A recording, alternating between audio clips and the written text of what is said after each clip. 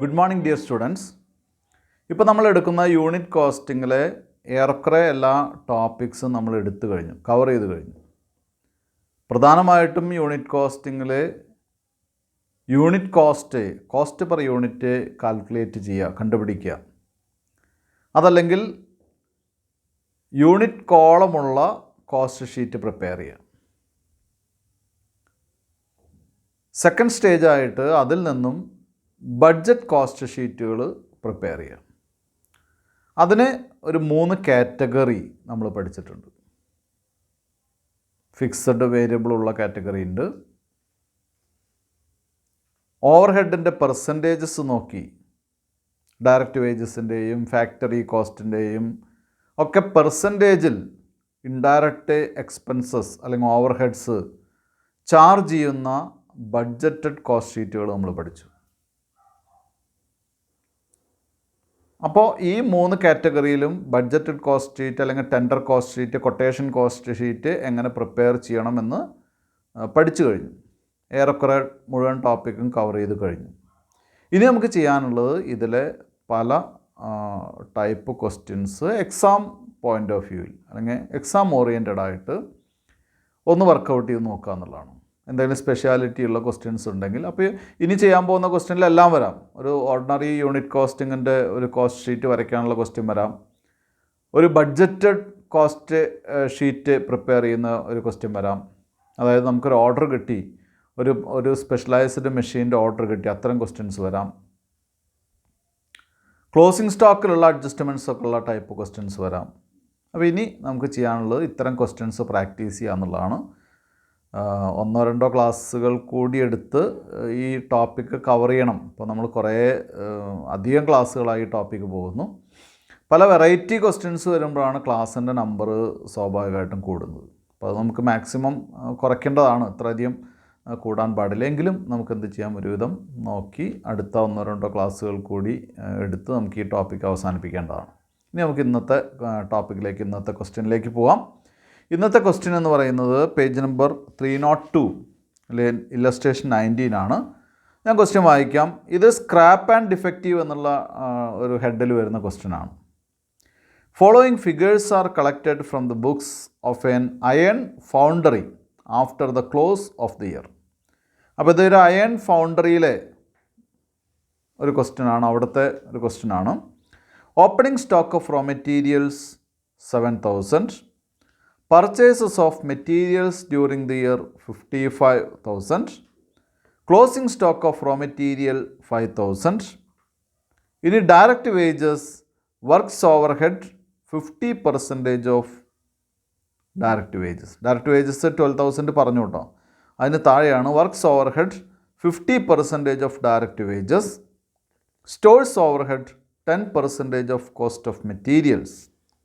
ഇനി അടുത്ത പാരഗ്രാഫായിട്ട് 10% of the castings were rejected, being not up to the specifications, and a sum of rupees 600 was realized on sale of scrap.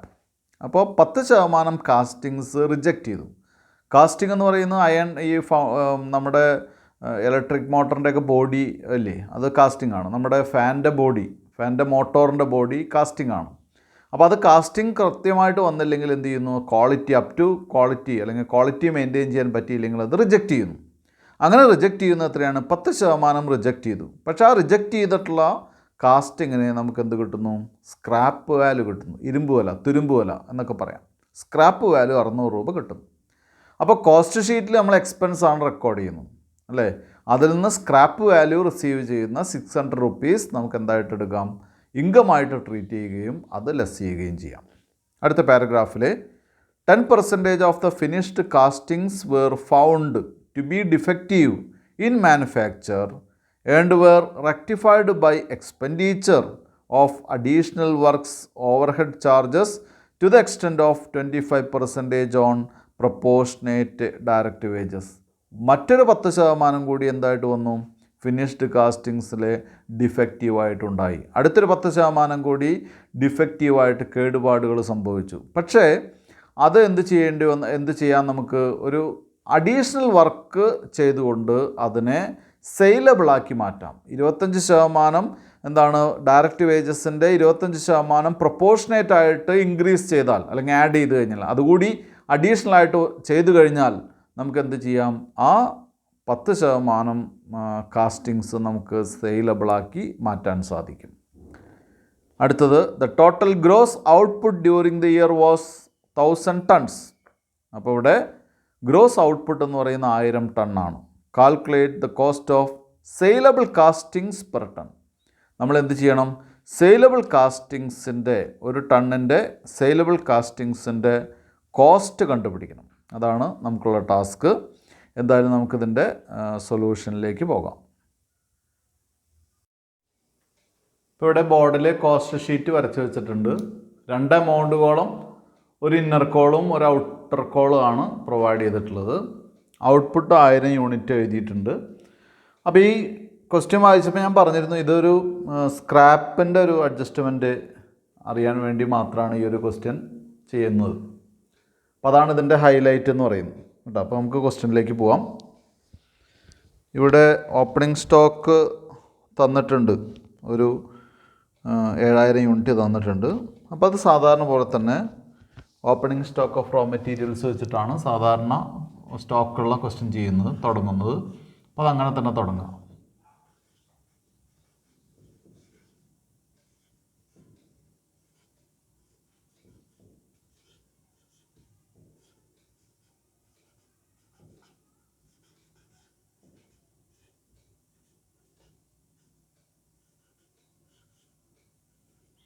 Opening stock of raw materials 7000 ആണ്. അപ്പോൾ ഈ adjustment ചെയ്യുന്ന കാരണം കൊണ്ട് തന്നെ നമുക്കത് ഫസ്റ്റ് കോളം അതിനുവേണ്ടി ഉപയോഗിക്കാം.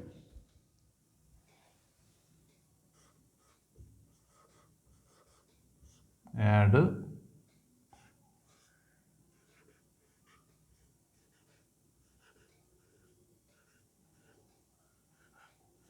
പർച്ചേസസ്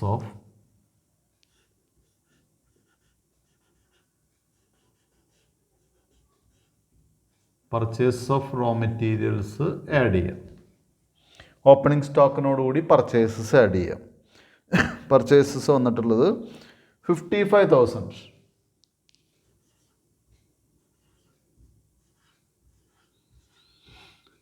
പർച്ചേസസ് ആഡ് ചെയ്തിട്ട് ക്ലോസിംഗ് സ്റ്റോക്ക് കുറയ്ക്കുകയാണ് ചെയ്യേണ്ടത്.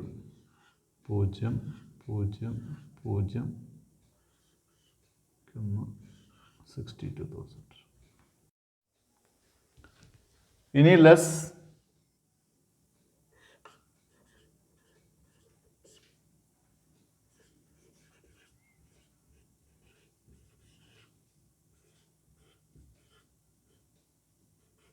Closing stock of raw materials.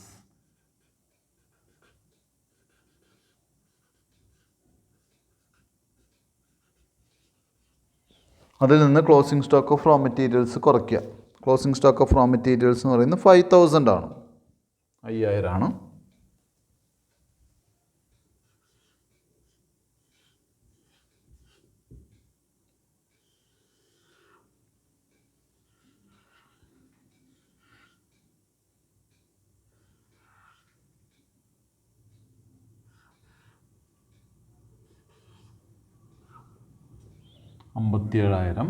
ഇത്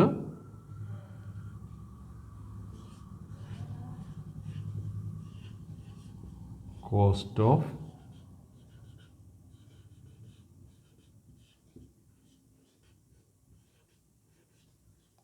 of raw materials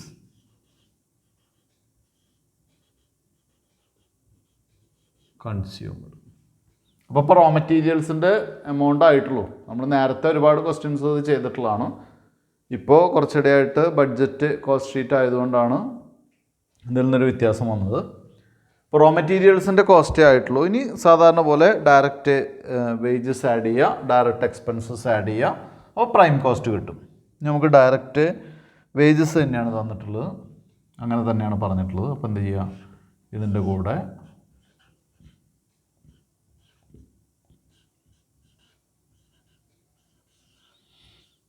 direct wages പറഞ്ഞിട്ടുള്ളത് 12,000 rupees ആണ്.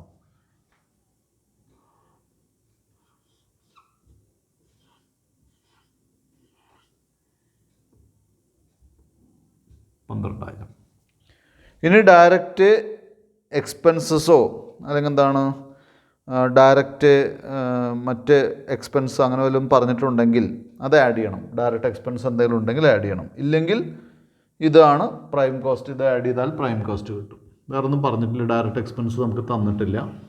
അപ്പോൾ ഉള്ള 2 ഐറ്റംസ് ആഡ് ചെയ്യാം.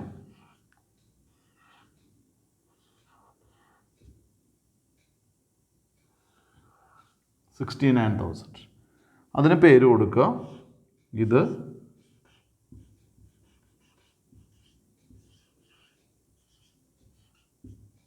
ഇത് പ്രൈം കോസ്റ്റാണ്. പ്രൈം കോസ്റ്റ് കിട്ടിക്കഴിഞ്ഞാൽ അടുത്ത ആഡ്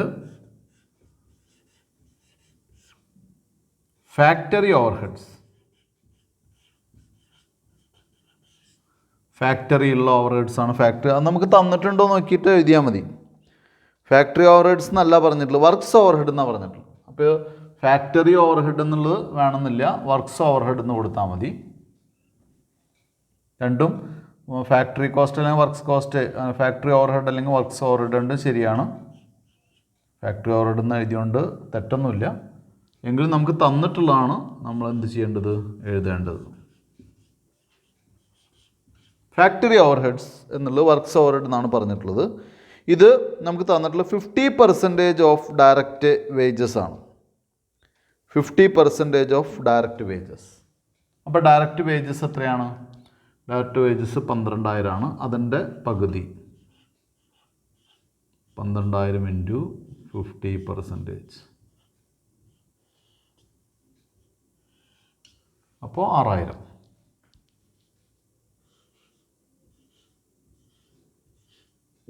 6,000. അടുത്തത് ഒരു ഓവർഹെഡ് കൂടി പറഞ്ഞിട്ടുണ്ട്, സ്റ്റോഴ്സ് ഓവർഹെഡ്. അതുകൂടി ആഡ് ചെയ്യാം. ആഡ് തന്നെയാണ്.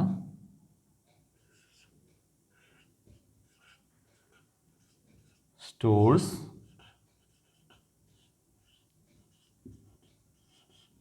ഓവർഹെഡ്സ് ആണ്. സ്റ്റോഴ്സ് ഓവർഹെഡ്സ് പറഞ്ഞിട്ടുള്ളത് നമ്മളോട് 10% of the cost of materials. അപ്പോൾ cost of raw materials consumed ആണ് നമ്മൾ എടുക്കേണ്ടത്.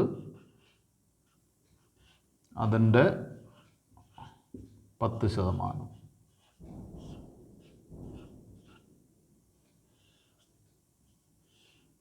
10% എന്ന് പറയുമ്പോൾ 5,700. 5,700.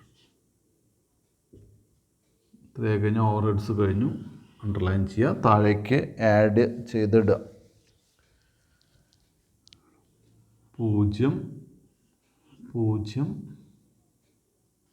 7,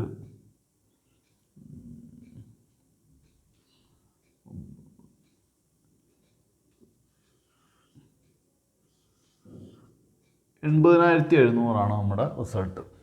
അപ്പോൾ സാധാരണ ഇതിൻ്റെ റിസൾട്ട് കിട്ടിയാൽ നമ്മൾ ഉടൻ തന്നെ എന്ത് ചെയ്യും, ഇത് ആണ് നമ്മുടെ എന്താണ് ഫാക്ടറി കോസ്റ്റ് ഇതാണ് എന്ന് പറഞ്ഞിട്ട് എഴുതും. അതായത് ഫാക്ടറിയിലെ കോസ്റ്റ്, ഫാക്ടറിയിലെ വർക്ക് കഴിഞ്ഞ് പുറത്തേക്ക് ആ പ്രോഡക്റ്റ് വരുമ്പോൾ ഉള്ള കോസ്റ്റിനെയാണ് ഫാക്ടറി കോസ്റ്റ് എന്ന് പറയുന്നത്. പിന്നെ അതിൻ്റെ കൂടെ ആഡ് ചെയ്യുന്നത് ഓഫീസ് ഓവർഹെഡ് ആണ്. അപ്പോൾ ഓഫീസ് ഓവർഹെഡ് കൂടി ആഡ് ചെയ്താലാണ് കോസ്റ്റ് ഓഫ് പ്രൊഡക്ഷൻ വരുന്നത്. അപ്പോൾ ഫാക്ടറിയിലെ കോസ്റ്റാണ് 80,700. ഇവിടെയാണ്, ഈ സ്റ്റേജിലാണ് നമുക്ക് സ്ക്രാപ്പ് വിറ്റ് കിട്ടുന്ന സ്ക്രാപ്പ് വാല്യൂ റിസീവ് ചെയ്യുന്നു. സ്ക്രാപ്പ് ഐറ്റംസ് വിറ്റ് കിട്ടുന്ന സ്ക്രാപ്പ് വാല്യൂ റിസീവ് ചെയ്യുന്നു. അത് നമുക്ക് ഇൻകമാണ്. സ്ക്രാപ്പ് റെസിപ്റ്റ് എന്ന് പറയുന്നത്, സ്ക്രാപ്പ് വാല്യൂ കിട്ടുക എന്ന് പറയുന്നത് നമ്മുടെ ഇൻകമാണ്. ആ ഇൻകം ഈ 80,700 എന്ന് പറയുന്ന എക്സ്പെൻസ് ആണ്. അതിൽ നിന്ന് നമ്മൾ എന്ത് ചെയ്യണം, അത് ലെസ് ചെയ്യണം കേട്ടോ. അതാണ് ഇവിടുത്തെ ഈ ക്വസ്റ്റ്യൻ്റെ ഏറ്റവും വലിയ സ്പെഷ്യാലിറ്റി. ഇവിടെയാണ് ഇതാണ് ചെയ്യാൻ പോകുന്നത്. Less sale of scrap. Sale of scrap എത്രയാണ് അതും കൂടി ശ്രദ്ധിക്കുക. സെയിൽ ഓഫ് സ്ക്രാപ്പ് 10% ആണ് സ്ക്രാപ്പ് വന്നിട്ടുള്ളത്. പക്ഷെ നമുക്ക് 10% ഒന്നും കണക്കാക്കേണ്ട കാര്യമില്ല. എന്താണ്, ഇവിടെ 600 രൂപയാണ് റിയലൈസ് ചെയ്തിട്ടുള്ളത്. 10% എന്ന് പറയുന്നത് 100 ടണ്ണാണ് കേട്ടോ. വേണമെങ്കിൽ അങ്ങനെ എഴുതാം. 10% ദാറ്റ് ഈസ് 100 ടൺസ്. എമൗണ്ട് എത്രയാണ് വരിക? 600 വരിക.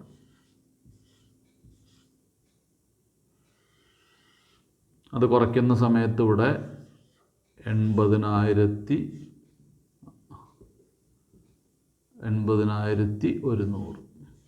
80,100 എന്നാണ് പറഞ്ഞിട്ടുള്ളത്. അപ്പോൾ ഇവിടെ മറ്റൊരു കാര്യമുള്ളത്, ഈ 10% കുട്ടികൾക്കൊരു സംശയമുള്ള ആൾക്കാരുണ്ടാവും. അപ്പോൾ അവർ ഇവിടെ നോക്കിയാൽ മതി. ഔട്ട്പുട്ട് 1000 യൂണിറ്റ്സ് ആണ്. ആ 1000 യൂണിറ്റ്സിൻ്റെ 10% എന്ന് പറയുമ്പോഴാണ് 100 യൂണിറ്റ് പറയുന്നത് കേട്ടോ. ഔട്ട്പുട്ടാണ് നമുക്ക്, ഇൻപുട്ട് അതുതന്നെയാണ് എമൗണ്ട് എന്ന് അസ്യൂം ചെയ്യുന്നു. അങ്ങനെ അസ്യൂം ചെയ്യുമ്പോഴാണ് 10% സ്ക്രാപ്പ് 100 ടൺസ് ആണെന്ന് മനസ്സിലാവുന്നു. അപ്പോൾ 100 ടൺ ഓൾറെഡി സ്ക്രാപ്പായിട്ട് വിറ്റ് കഴിഞ്ഞു. മനസ്സിലായോ? ഓൾറെഡി 100 ടൺ സ്ക്രാപ്പായിട്ട് വിറ്റ് കഴിഞ്ഞു. ദെൻ ബാക്കിയുള്ളതാണ് എന്തായിട്ട് പറയുന്നത്?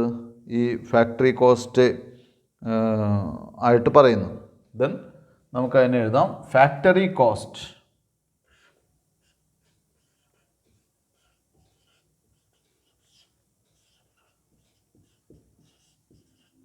For 900 tons. 900 tons of FG. FG എന്ന് പറഞ്ഞാൽ finished goods or of castings. അങ്ങനെ എഴുതിയാലും കുഴപ്പമില്ല. കാസ്റ്റിങ്സ്. അപ്പോൾ അവിടെ നമ്മൾ മനസ്സിലാക്കേണ്ടത് 1000 ടണ്ണാണ് ഉള്ളത്, ഔട്ട്പുട്ട് ഉള്ളത്. ഔട്ട്പുട്ട് എന്ന് പറയുന്നത് ഗ്രോസ് ഔട്ട്പുട്ടാണ്. വേണമെങ്കിൽ അവിടെ അങ്ങനെ വേണമെങ്കിൽ എഴുതാം. ഇവിടെ നമ്മൾ ഗ്രോസ് ഔട്ട്പുട്ട് എന്ന് എഴുതാം. അതായത് ഇതൊക്കെ കുറയ്ക്കേണ്ടതാണ്. അപ്പോൾ 100 ടണ്ണ് സ്ക്രാപ്പ് ചെയ്തതിന് ശേഷം നമുക്ക് 900 ടണ്ണാണ് നമുക്ക് കിട്ടിയിട്ടുള്ളത്. ആ 900 ടണ്ണിനാണ് 80,100 രൂപ കോസ്റ്റ് വന്നിട്ടുള്ളത്. പക്ഷേ ഒരു അഡ്ജസ്റ്റ്മെൻ്റ് കൂടി പറയുന്നുണ്ട്. ഒരു 100 ടണ്ണ് കൂടി, ഒരു 10% കൂടി ഡിഫക്റ്റീവായിട്ട് മാറിയിട്ടുണ്ട്. പക്ഷേ അത് നമ്മൾ സെയിലബിൾ ആക്കാൻ വേണ്ടി നമ്മൾ എന്താ ചെയ്തത്? അഡീഷണൽ ഒരു 25% കൂടി നമ്മൾ എന്തായിട്ട് എടുത്തു? അതിനെ അഡീഷണൽ ഓവർ ഹെഡായിട്ട് വന്നു. അപ്പോൾ അതെങ്ങനെ നോക്കാം? നമുക്ക് എങ്ങനെയാണ് വരുന്നത് നോക്കാം. Add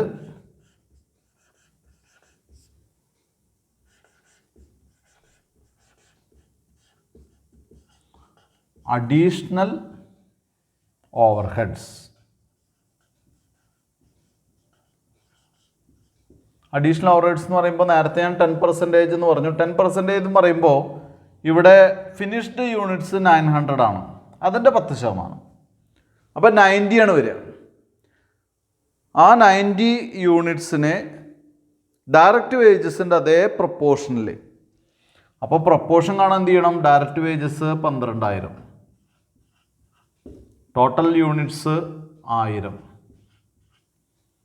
into 90. 90 എന്ന് പറയുന്നത് 900 ആണ് ഫിനിഷ്ഡ് യൂണിറ്റ്സ്. ഇതിൻ്റെ 10% 90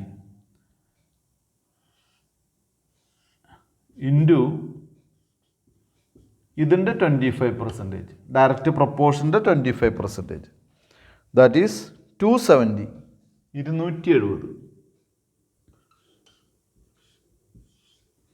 270 രൂപയാണ് വരിക. ഇത് ആഡ് ചെയ്യാം.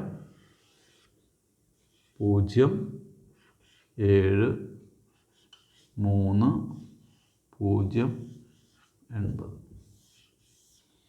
80,370.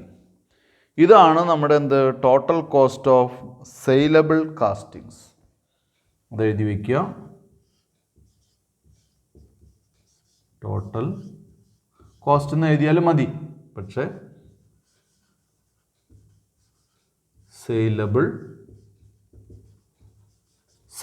കാസ്റ്റിങ്സിൻ്റെ, വിൽക്കാനുള്ള കാസ്റ്റിങ്സിൻ്റെ total cost 80,370. 80,370.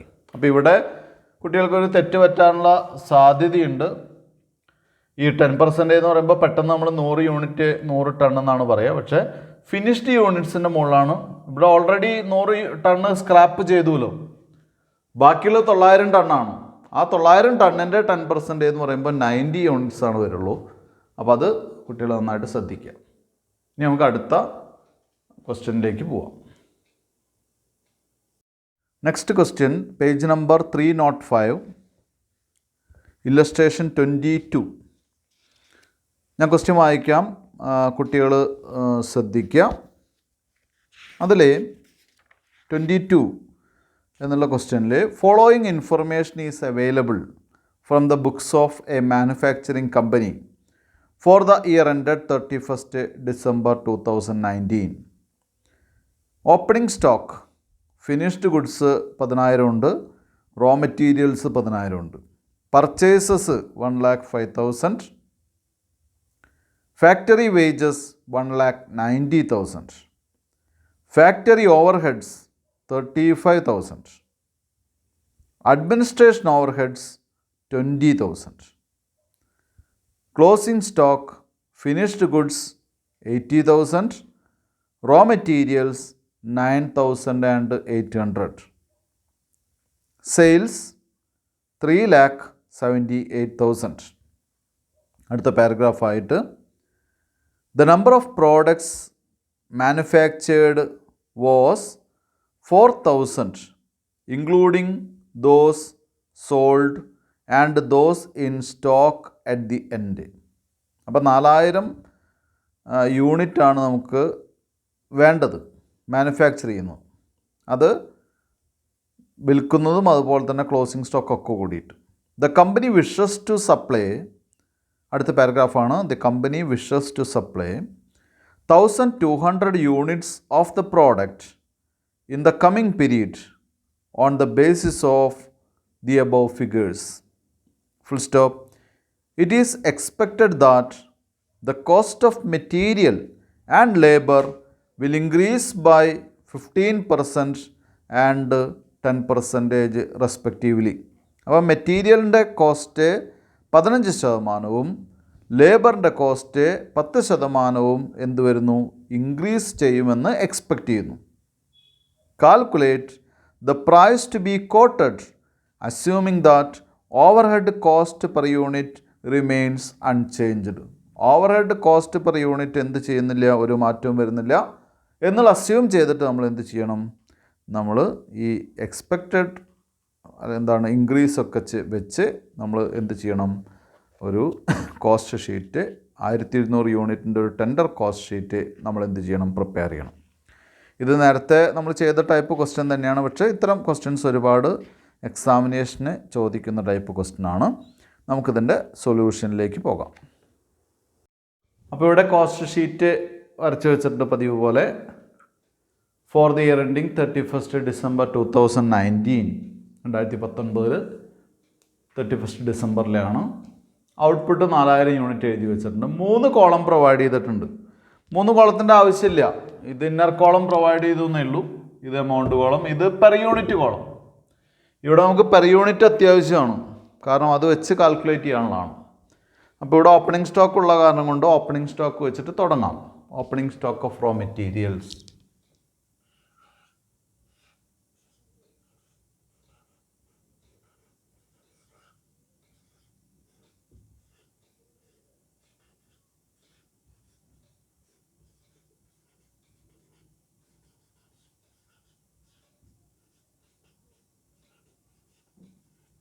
Opening stock of raw materials എത്രയാണ്, 70,000. അപ്പോൾ ആദ്യത്തെ കോളത്തിൽ എഴുതാം 70,000. Add purchases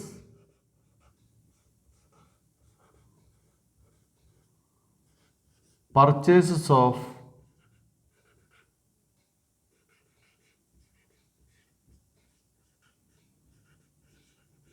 purchase of raw materials 1,05,000.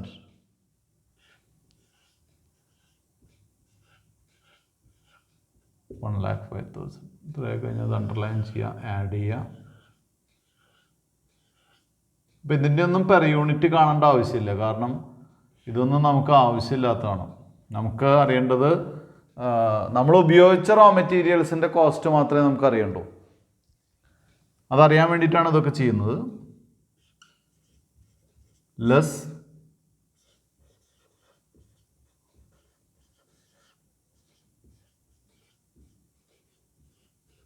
closing stock of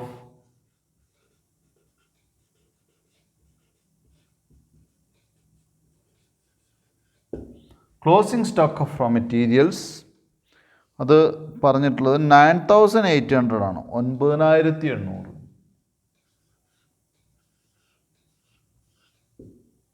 underline ചെയ്യാം. അത് കുറയ്ക്കുന്ന എമൗണ്ട് നമുക്ക് അടുത്ത കോളത്തിലേക്ക് ഇടാം. 1,65,200.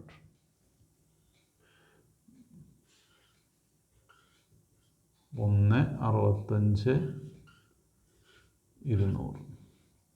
ഈ 1,65,200 cost of raw materials consumed. അത് എഴുതി വയ്ക്കാം ആദ്യം തന്നെ.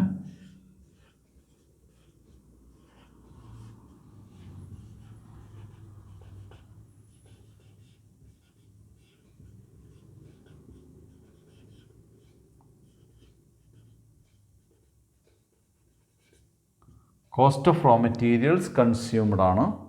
ഇനി അതിൻ്റെ പെർ യൂണിറ്റിലേക്ക് എഴുതണം.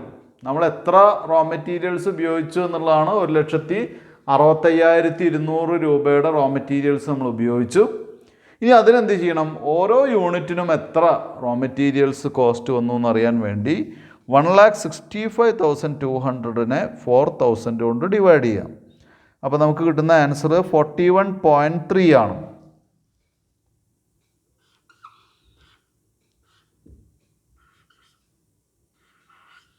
41 രൂപ 30 പൈസ.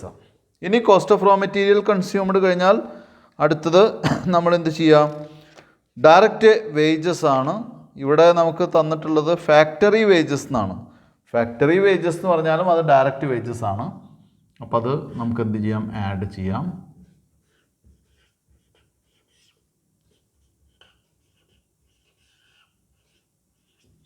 ഫാക്ടറി വേജസ് എന്ന് പറയുന്നത് 1,90,000.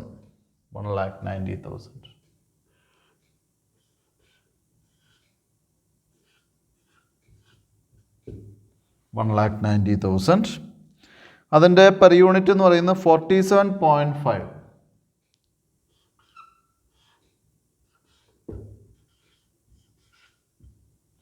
ഇത് നമ്മൾ ഡയറക്റ്റ് എക്സ്പെൻസസ് ഉണ്ടോ എന്ന് നോക്കുക.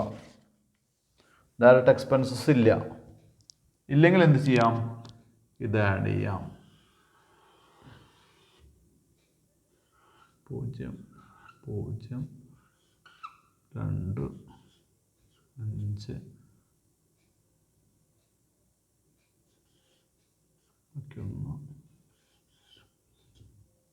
ഇവിടെ 0, 8,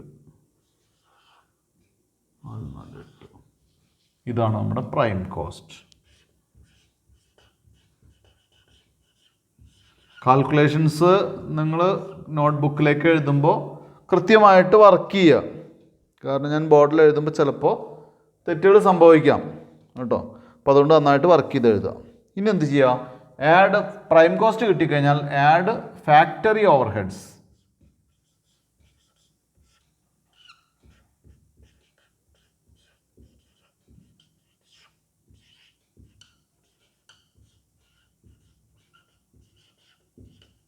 ഫാക്ടറി ഓവർഹെഡ്സ് നമുക്ക് തന്നിട്ടുണ്ടോ എന്ന് നോക്കുക. ഫാക്ടറി ഓവർഹെഡ്സ് തന്നിട്ടുണ്ടായിരിക്കും. ഫാക്ടറി ഓവർഹെഡ്സ് 35,000 ആണ്. അത് എഴുതി വയ്ക്കുക. 35,000.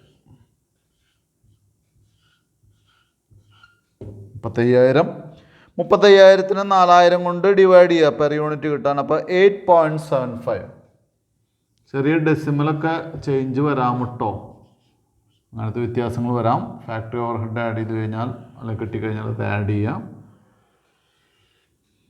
അപ്പോൾ ഇവിടെ 0, 0, 2,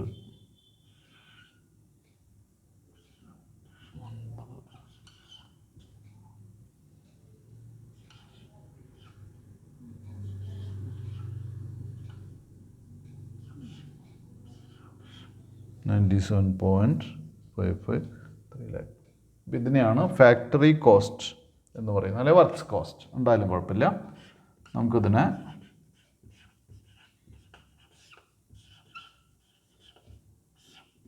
ഫാക്ടറി കോസ്റ്റ്. ഫാക്ടറി കോസ്റ്റ് കിട്ടിക്കഴിഞ്ഞാൽ അടുത്തത് office and administration overhead add ചെയ്യുക എന്നുള്ളതാണ്. നമുക്കിതിൽ എന്താണ് തന്നിട്ടുള്ളത് നോക്കാം. ഇവിടെ അഡ്മിനിസ്ട്രേഷൻ ഓവർഹെഡ് ആണ് തന്നിട്ടുള്ളത് 20,000. അപ്പോൾ ആ പേര് തന്നെ നമുക്ക് എഴുതാം. Add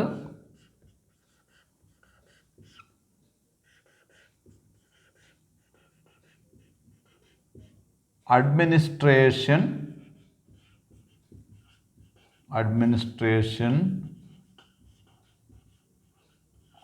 overheads. എമൗണ്ട് 20,000 ആണ്. 20,000 ആണ്. 20,000-നെ നമുക്ക് 4,000 കൊണ്ട് ഡിവൈഡ് ചെയ്താൽ പെർ യൂണിറ്റ് കിട്ടും. എളുപ്പമാണ്, 5 രൂപ. ഇത്രയായി കഴിഞ്ഞാൽ ഇത് അണ്ടർലൈൻ ചെയ്യാം. അണ്ടർലൈൻ ചെയ്ത് കഴിഞ്ഞാൽ അത് ആഡ് ചെയ്യാം. ആഡ് ചെയ്യുന്ന സമയത്ത് ഇവിടെ 0 0 2 0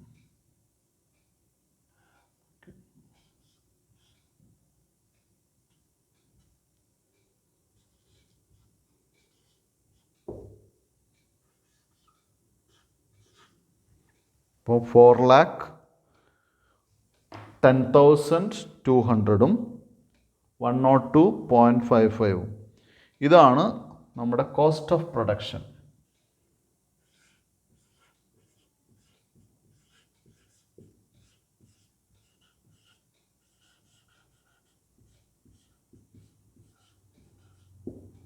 cost of production.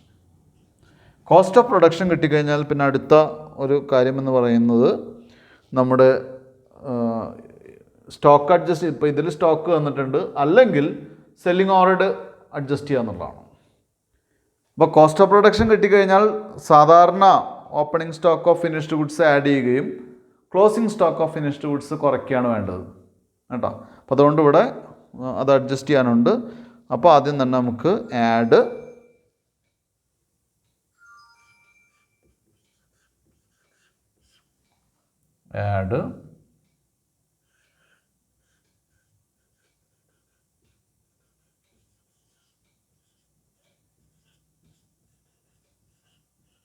Opening stock of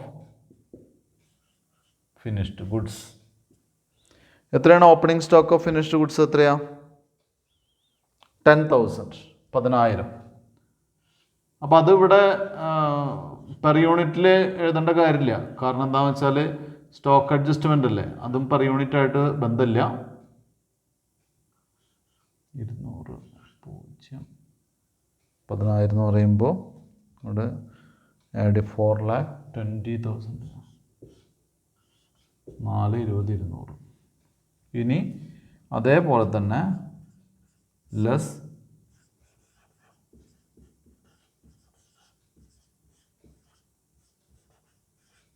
closing stock of finished goods. Closing stock of finished goods എത്രയാ? 80,000, 80,000.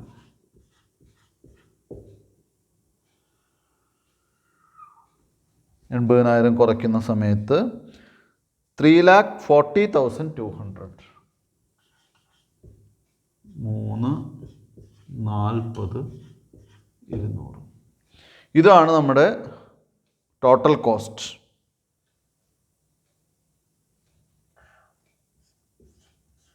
അപ്പോൾ അതിൻ്റെ അർത്ഥം ഇതിൽ ടോട്ടൽ കോസ്റ്റ് ഓർ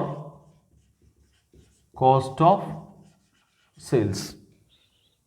ഇനി പ്രോഫിറ്റ്, നമുക്ക് സെയിൽസ് തന്നിട്ടുണ്ടെങ്കിൽ ബാലൻസ് ചെയ്ത് പ്രോഫിറ്റ് കണ്ടുപിടിക്കാം. ഇവിടെ സെയിൽസാണ് തന്നിട്ടുള്ളത്. അപ്പോൾ സെയിൽസ് നമുക്ക് എഴുതാം. സെയിൽസ് എഴുതിയിട്ട് അത് ബാലൻസ് ചെയ്ത് കഴിഞ്ഞാൽ നമുക്ക് എന്ത് കിട്ടും? പ്രോഫിറ്റ് കിട്ടും അല്ലേ. അപ്പോൾ അവിടെ താഴെ എഴുതി വയ്ക്കുക, പ്രോഫിറ്റ് എന്ന് എഴുതി വയ്ക്കുക. പ്രോഫിറ്റ് എന്ന് എഴുതി വെച്ച് ഇത് വരയ്ക്കുക.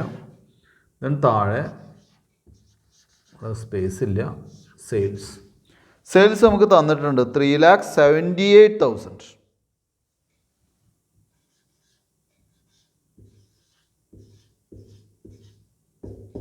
3,78,000 തന്നിട്ടുണ്ട്, അത് എഴുതുക.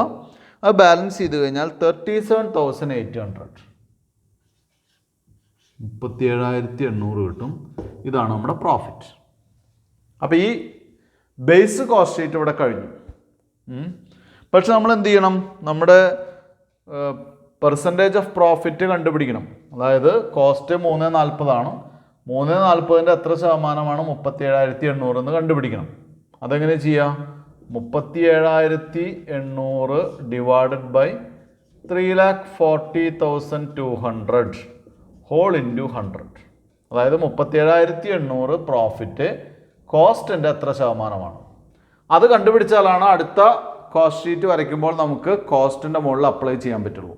അപ്പോൾ ഇത് കണ്ടുപിടിക്കുന്ന സമയത്ത് നമുക്ക് കിട്ടുന്ന പെർസെൻറ്റേജ് എന്ന് പറയുന്നത് 11.11% ആണ്. 11.11%. അപ്പോൾ അടുത്ത കോസ്റ്റ് ഷീറ്റ് വരയ്ക്കുമ്പോൾ, കൊട്ടേഷൻ കോസ്റ്റ് ഷീറ്റ് വരയ്ക്കുന്ന സമയത്ത് ആ കോസ്റ്റ് ഷീറ്റിലെ കോസ്റ്റിൻ്റെ മുകളിൽ 11.11% പ്രോഫിറ്റ് ആഡ് ചെയ്ത് കഴിഞ്ഞാൽ നമുക്ക് എന്ത് കിട്ടും? സെല്ലിംഗ് പ്രൈസ് കിട്ടും. അപ്പോൾ ഇതിൽ വലിയ ബുദ്ധിമുട്ടുകളൊന്നും ഇല്ലാത്തൊരു ക്വസ്റ്റ്യനാണ്, അല്ലെങ്കിൽ ഒരു പ്രോബ്ലം ചെയ്തതാണ്. ഇനി അടുത്ത കൊട്ടേഷൻ കോസ്റ്റ് ഷീറ്റാണ് കുട്ടികൾ ശ്രദ്ധിക്കേണ്ടത്. ഇനി നമുക്ക് എന്ത് ചെയ്യണം? ഇതിൽ നിന്ന് ഒരു ടെൻഡർ കോസ്റ്റ് ഷീറ്റ്, അല്ലെങ്കിൽ 1200 യൂണിറ്റിൻ്റെ, ഇത് 4000 യൂണിറ്റാണ്, ഇതിൽ നിന്ന് 1200 യൂണിറ്റിൻ്റെ ഒരു കോസ്റ്റ് ഷീറ്റ് നമുക്ക് വരയ്ക്കണം വിത്ത് ആൻറ്റിസിപ്പേറ്റഡ് ചേഞ്ചസ്. അപ്പോൾ നമുക്കിനി ബോർഡ് ക്ലീൻ ചെയ്തിട്ട് എഴുതാം. ഇപ്പോൾ ഇവിടെ ടെൻഡർ കോസ്റ്റ് ഷീറ്റ് വരച്ച് വെച്ചിട്ടുണ്ട്. നമ്മൾ സാധാരണ ചെയ്യുന്ന പോലെ തന്നെ നേരത്തെ ബേസ് കോസ്റ്റ് ഷീറ്റ് വരച്ചത് 4000 യൂണിറ്റിനായിരുന്നു. ഇപ്പോൾ അത് 1200 യൂണിറ്റിനാണ്. അപ്പോൾ അതുകൊണ്ട് തന്നെ ഇത് ടെൻഡർ കോസ്റ്റ് ഷീറ്റാണ്. ഇവിടെ ഡേറ്റിൻ്റെ ആവശ്യമില്ല, ടെൻഡർ കോസ്റ്റ് ഷീറ്റാണ്, ഫ്യൂച്ചറിസ്റ്റിക് ഡേറ്റിലാണ്. ഔട്ട്പുട്ട് 1200 യൂണിറ്റ് എഴുതി വെച്ചിട്ടുണ്ട്. എമൗണ്ട് കോളത്തിന് ചെറിയൊരു മാറ്റം സ്വാഭാവികമായിട്ട് നമുക്ക് വരുത്തണം. പെർ യൂണിറ്റ് റേറ്റ് എഴുതിയിട്ടാണ്, മൾട്ടിപ്ലൈ ചെയ്തിട്ടാണ് ടോട്ടലിലേക്ക് വരിക. അപ്പോൾ അത് എപ്പോഴും ബേസ് കോസ്റ്റ് ഷീറ്റ് കഴിഞ്ഞ് കൊട്ടേഷൻ ടെൻഡർ കോസ്റ്റ് ഷീറ്റ് വരയ്ക്കുന്ന സമയത്ത് പെർ യൂണിറ്റ് ആദ്യവും ടോട്ടൽ രണ്ടാമതാണ് വേണ്ടത്. ഇനി നമുക്ക് ആദ്യം എഴുതി തുടങ്ങാം. മെറ്റീരിയൽ.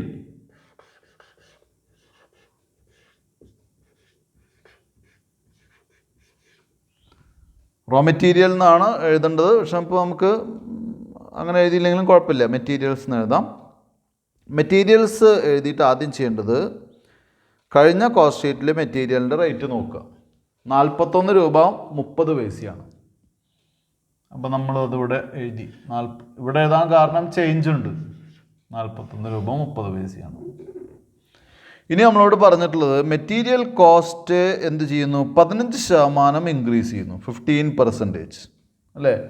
അപ്പോൾ പ്ലസ് ഇനി എന്ത് ചെയ്യുന്നു?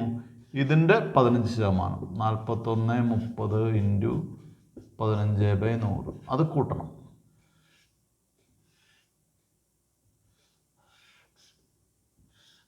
രണ്ട് ഡബിൾ ബ്രാക്കറ്റ് വന്നാണ്. 41 രൂപ 30 പൈസയുടെ കൂടെ അതിൻ്റെ 15%. അപ്പോൾ ഇതിൻ്റെ 10% എന്ന് പറയുമ്പോൾ പകുതി വരും. ദെൻ പ്ലസ് അതിൻ്റെയും പകുതി കൂടി കൂട്ടണം. അങ്ങനെ കൂട്ടുന്ന സമയത്ത് നമുക്ക് വരുന്നത് 47 രൂപ 495 പൈസയാണ്.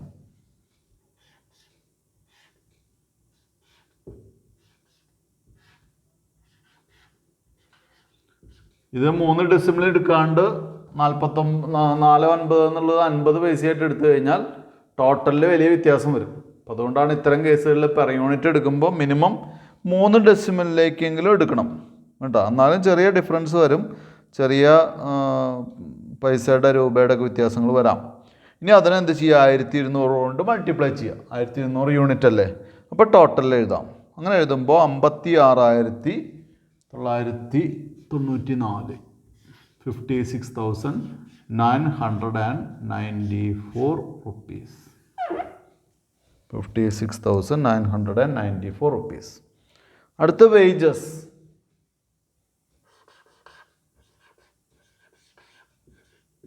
വേജസ് ഇതുപോലെ തന്നെ ചേഞ്ച് ഉണ്ട്. വേജസ് നമുക്ക് ആദ്യം തന്നെ നോക്കാം. കഴിഞ്ഞ കോസ്റ്റ് ഷീറ്റിൽ 47.5 രൂപയാണ്. 47.5 പ്ലസ് 47.5-യുടെ 10%, 10/100. ഡബിൾ ബ്രാക്കറ്റാണ്. 47.5 4 രൂപ 75 പൈസയാണ് 10% എന്ന് പറയുന്നത് അല്ലേ. അത് കൂട്ടുന്ന സമയത്ത് 52 രൂപ 25 പൈസ.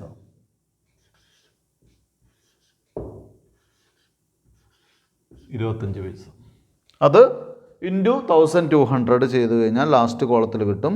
That is 62,700.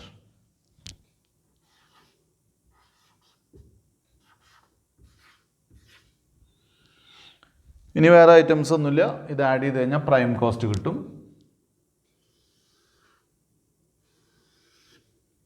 ഇപ്പോൾ ഇവിടെ 4, 9, 16,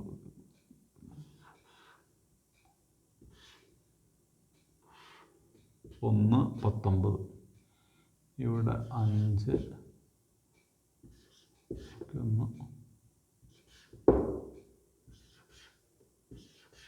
99.745. മറ്റത് 1,19,694. ഇതാണ് നമ്മുടെ പ്രൈം കോസ്റ്റ്.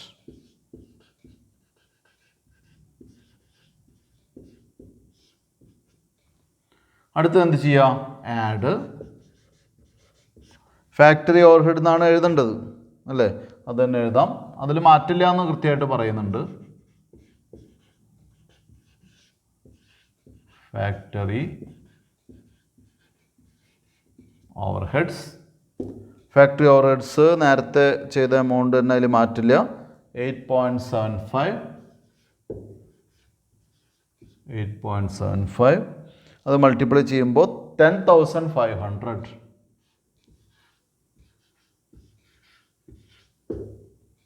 അത് അണ്ടർലൈൻ ചെയ്യുക.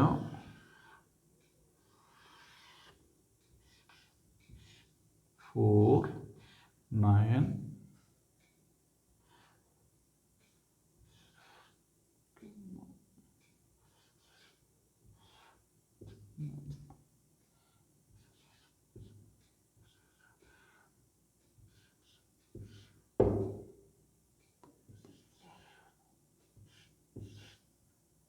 108.495.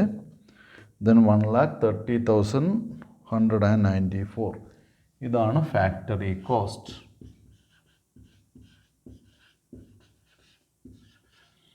അപ്പോൾ ഫാക്ടറി കോസ്റ്റ് കിട്ടി. അതിൽ മാറ്റമൊന്നും ഫാക്ടറി ഓവർഹെഡിൽ മാറ്റമില്ല. അടുത്ത അഡ്മിനിസ്ട്രേഷൻ ഓവർഹെഡ്. അഡ്മിനിസ്ട്രേഷൻ ഓവർഹെഡിലും ചേഞ്ച് ഇല്ല. അതും ആഡ് ചെയ്താൽ മതിയായിരിക്കും. ആഡ്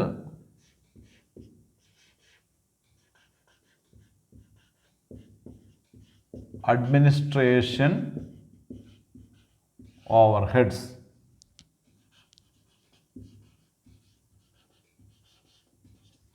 അഡ്മിനിസ്ട്രേഷൻ ഓവർഹെഡ്സ് നമ്മളോട് പറഞ്ഞിട്ടുള്ളത് 5 രൂപയാണ് നേരത്തെ കോസ്റ്റ് ഷീറ്റിൽ വന്നിട്ടുള്ളത്. അപ്പോൾ 5 രൂപ എഴുതി വയ്ക്കുക. ദെൻ 5 ഇൻറ്റു 1200, 1200 ഇൻറ്റു 5, അപ്പോൾ 6,000.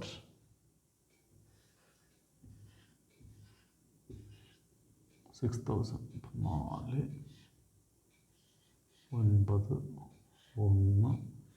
9, 1, 6, 3, ഇവിടെ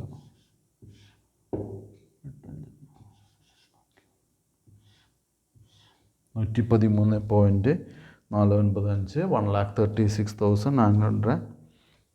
1,36,194.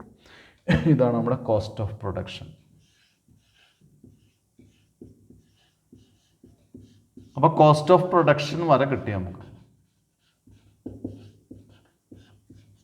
ഇപ്പം നേരത്തെ കോസ്റ്റ് ഓഫ് പ്രൊഡക്ഷൻ കഴിഞ്ഞിട്ട് പിന്നെ നമ്മൾ സെയിൽസ് എഴുതി പ്രോഫിറ്റ് കാണുകയാണ് ചെയ്തത് അല്ലേ. അപ്പോൾ ഇവിടെയും അതുപോലെ തന്നെ പ്രോഫിറ്റ് ആഡ് ചെയ്യാം. പ്രോഫിറ്റ് നമ്മൾ നേരത്തെ കണ്ടുപിടിച്ചിരുന്നു. നേരത്തെ ബേസ് കോസ്റ്റ് ഷീറ്റിലെ പ്രോഫിറ്റ് കോസ്റ്റിൻ്റെ 11.11% അപ്പോൾ ഇവിടെയും അത് തന്നെ പ്രോഫിറ്റ് ഈസ് ഈക്വൽ ടു എന്താണ് 11.11% ഓഫ് കോസ്റ്റ് ഏതാ? ഇതാണ് കോസ്റ്റ്. 1,36,194 നമ്മുടെ കോസ്റ്റ് അല്ലേ? അതിൻ്റെ എത്ര ശതമാനം? 11.11%. അപ്പോൾ 15,131.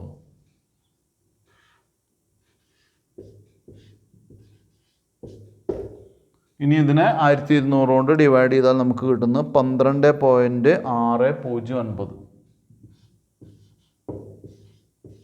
ഇതിൻ്റെ അക്യുറസി ഒന്ന് ചെക്ക് ചെയ്യണം.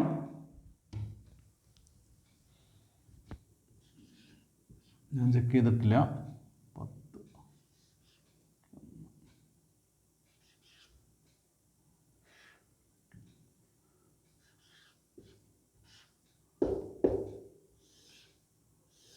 1,51,325. ഇവിടെ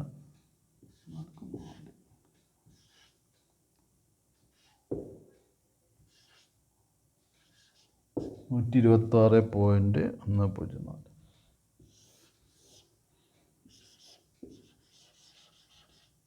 ഇതാണ് സെയിൽസ്. അപ്പോൾ ഇത്തരം ക്വസ്റ്റ്യൻസ് ചെയ്യുന്ന സമയത്ത് ഇവിടെ ഈ ക്വസ്റ്റ്യനിൽ ഒരു ചെറിയ വ്യത്യാസമേ ഉള്ളൂ. ഇതാ 2 റേറ്റ് വ്യത്യാസം വന്നിട്ടുണ്ട്. പിന്നെയൊക്കെ സാധാരണ പോലെ കേട്ടോ. നേരത്തെ ചെയ്തിട്ടുണ്ട് ഈ ടൈപ്പ് ക്വസ്റ്റ്യൻസ്. ടഫായിട്ടുള്ള ക്വസ്റ്റ്യൻ ഒന്നല്ല, ഈസിയാണ്. അപ്പോൾ കുട്ടികൾ നന്നായിട്ട് പഠിക്കുക. എന്തായാലും ഇന്നത്തെ ക്ലാസ് ഞാനിവിടെ നിർത്തുകയാണ്. Thank you very much.